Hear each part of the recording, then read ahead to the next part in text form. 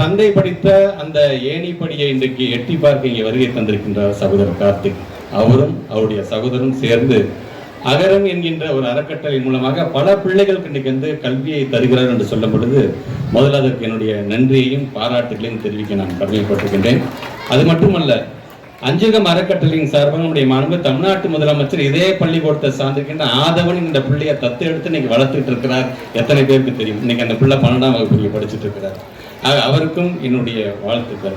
எங்களுடைய பெருமதிப்பிற்குரிய ஆசிரியர் பெருமக்கள், 100 வருஷம் கடந்து ஒரு கல்வி நிறுவனம் இருக்குன்னா ஒரு சாதாரண விஷயம் கிடையாது. அதுக்கு முக்கிய காரணமாக இருக்கின்ற எங்களுடைய ஆசிரியர்கள், எங்களுடைய மாணவ செல்வங்கள், பெற்றோர்கள், உங்களுக்கும் எங்களுடைய நன்றிகளை நான் தெரிவித்துக் கொள்கின்றேன். வருகை தந்திருக்கின்ற பெற்றவங்களுக்கு நான் வைக்கிற வேண்டுகோள், தயவுசெய்து நம்ம பிள்ளைங்களை மற்ற பிள்ளைங்களோட கம்பேர் பண்ணி பார்க்காதீங்க. நம்ம பிள்ளைக்கு என்னென்ன திறமை இருக்குது என்பதை கண்டறிய வேண்டியதான் நம்மளுடைய மிகப்பெரிய கடமை.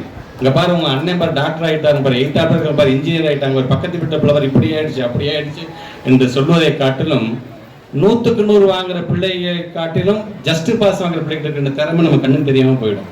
தயவுசெய்து அந்த திறமையை கண்டறிய வேண்டிய ஒரு கூட்டு பொறுப்பு பெற்றவங்களுக்கும் நம்முடைய ஆசிரியர் பெருமக்களும் இருக்குது.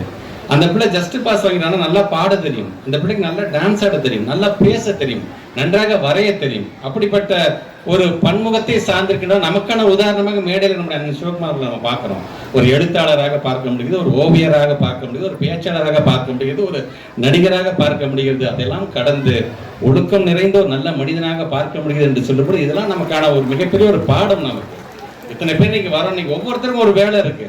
ஆனா அதெல்லாம் விட்டு இன்னைக்கு 2 மணி நேரம் 3 மணி நேரம் இன்னைக்கு உங்களோட அமர்ந்து இந்த நிகழ்ச்சியை நான் கலந்து கொள்ளும் என்று சொல்லும் பொழுது எங்களிடம் எதை எடுத்துக்கொள்ளணும் அதை எடுத்துக்கொள்ளுங்கள்.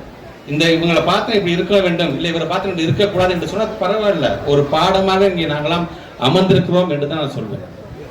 அமெரிக்காவை சார்ந்த எழுத்தாளர் எமர்சன் சொல்றது போல, பிள்ளைக்கு நடக்க மட்டும் கத்துக் கொடு போதும், அதுக்கப்புறம் ஓட அவனே கத்துக்குவான் அப்படிங்கிற மாதிரி அந்த பிள்ளைக்கு அந்த ஊக்கத்தை மட்டும் கொடுங்க. நீங்க எப்ப பார்த்தாலும் கொட்டி கொட்டி கொட்டி படி படி படி என்று சொல்வதை காட்ட அவனோட திறமையை கண்டறிய வேண்டும் என்று தான் நாங்கள் சொல்லுவோம். ஆனால் மகாத்மா காந்தி அவர்கள் சொல்வது போல, பள்ளிக்கூடங்கிறது மிகப்பெரிய ஒரு தொழிற்சாலை. இந்த தொழிற்சாலை எதை உருவாக்குறது தெரியுமா?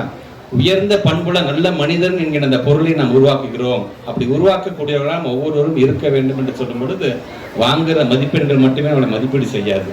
நமக்கான தனி திறமை நீங்கள் வளர்த்துக் கொள்ள வேண்டும் என்கிற அந்த ஆசையோடு இருங்க. இந்த ஸ்கூலை விட்டு போகும் பொழுது இந்த பிள்ளை எவ்வளவு மார்க் வாங்கினான் தெரியுமா அப்படிங்கிறது பெருமை கிடையாது.